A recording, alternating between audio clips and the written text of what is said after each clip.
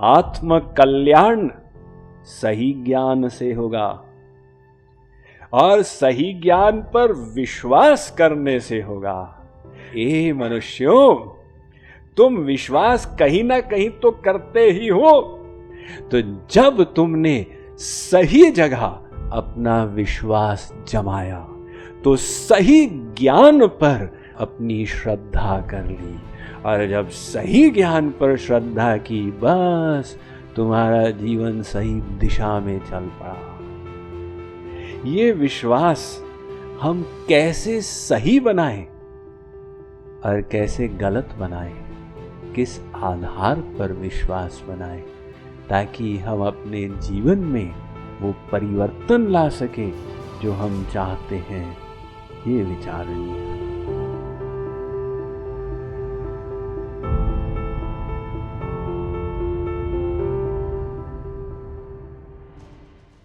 Scientist लोग कहते हैं आध्यात्मवादियों को, अरे तुम अंधविश्वासी हो। तो वैसे शास्त्रों की बातों पर विश्वास कर लिए। हम तो प्रत्यक्षवादी हैं, हम एक्सपेरिमेंट के आधार पर ही चलते हैं।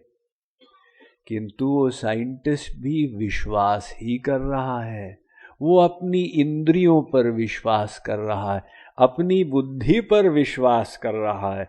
मैं जो देखता हूं वो सही है, जबकि उसकी इंद्रियां धोखा भी तो दे सकती है। आप पानी में चम्मच को डाल के देखिए, कैसा लग रहा है? टेढ़ा है साहब, टेढ़ा लग रहा है ना? हाँ, ये आपकी इंद्रियां धोखा दे रही हैं, वो टेढ़ा नहीं है, सीधा है। आप न्यूटन डिस्क को लीजिए, 7 रंगों से युक्त, घुमाइए, कैसी लग रही है? सफेद लग रही है। सफेद नहीं है, उसमें 7 रंग है, ये आपको दृष्टि भ्रम हो रहा। हमारी इंद्रियां परिपूर्ण नहीं है। आप आकाश को देखिए, दिन में क्या रंग है आकाश का? नीला। अजी आकाश का रंग नहीं होता है, रंग रहित है, स्पेस। ये दृष्टि भ्रम हो रहा है सूर्य की किरणों के कारण। तो साइंटिस्ट ने विश्वास कर लिया कि मेरी बुद्धि ठीक है और मेरी इंद्रियां ठीक हैं, उसका भी विश्वास ही तो है। और अध्यात्मवादी ने शास्त्रों पर, गुरु पर विश्वास कर लिया। अंतर इतना ही है, विश्वास सबके पास, बिना विश्वास के तो जीवन ही नहीं है। आप जाते हैं बाहर, मान लो यहां से आपको जाना है इलाहाबाद, रेलवे स्टेशन पे आपको ट्रेन पकड़नी है, खाना खाना पड़ेगा, तो रेस्टोरेंट पे जाते हैं ना, आप विश्वास कर लेते हैं भाई ये जहर डाल के हमें नहीं देगा, या इसमें स्वाइन फ्लू के कीटाणु नहीं होंगे।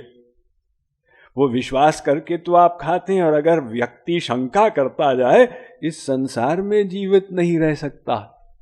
श्री कृष्ण ने गीता में कहा, नायम लोकोस्ति न परो न सुखम संशयात्मनः। संशयात्मा तो संसार में भी काम नहीं कर पाएगा। आप बैंक में गए, आपने कहा डिपॉजिट करना है, तो कैशियर कहता है दो, आपने 95,600 रुपये उसको दे दिए, और वो अंदर खिड़की के अंदर ठाठ से उसको गिन रहा है। अब मान लो कहे नहीं, आपने तो 92,400 दिए थे, आप क्या करेंगे? आपने विश्वास कर लिया कि मैंने जो दिया है वो सही सही गिन के और मुझे पर्ची काट के दे देगा। और अगर आप कहते भी पहले पर्ची ला फिर पैसे देंगे, कहेगा वाह जी वाह, मैं पर्ची दे दूं, आप भाग जाओ, पैसे ना दो, पहले पैसे ला तो मैं पर्ची दूंगा। तो आपको गरज है, आप विश्वास कर लेते। अब संसार में विश्वास के आधार पर ही तो चलता। साइंटिस्ट कहता है हम शास्त्र पर विश्वास नहीं करेंगे। साइंटिस्ट ने अपने विश्वास बना लिए। कम्युनिस्ट लोग भगवान को नहीं मानते ना, ये जब इलेक्शन आती है ना, ये सब के सब नेता लोग काली माँ के मंदिर आके भोग लगाते। भगवान नहीं है बोलते, लेकिन अंदर से मन खरवोता रहता है शायद भगवान हो। अरे शायद हो। जो कहता है कि मूर्ति पूजा गलत है, उसको कहो देखो ये शिवलिंग है, इस पे खड़े होके बताओ मूर्ति पूजा गलत है। राम राम राम, शिवलिंग के ऊपर नहीं खड़ा होऊंगा, तुम तो कह रहे हो गलत है, खड़े हो जाना। नहीं, शायद 1% अगर सही है तो खतरा मोल नहीं लेंगे। पाश्चात्य देशों में ऐसी मान्यता है कि वो हॉर्स शू, जो घोड़े के नीचे जो लोहा लगाते हैं ना, उसको हॉर्स शू कहते हैं। तो पाश्चात्य देशों में ये मान्यता है कि अगर हॉर्स शू को घर में रखें तो गुड लक लाएगा। तो एक साइंटिस्ट ने हॉर्स शू को रखा हुआ था। तो हमने उससे पूछा, भाई तुम साइंटिस्ट हो, तुम ये सब अंधविश्वास करते हो कि ये तुमको गुड लक लाएगा? उसने कहा, सही स्वामी जी, लेकिन मैं तो विश्वास नहीं करता, लेकिन जिसने मुझे दिया है उसने कहा कि भले विश्वास करो या न करो, ये गुड लक लाएगा। अर्थात विश्वास तो है ही उसका।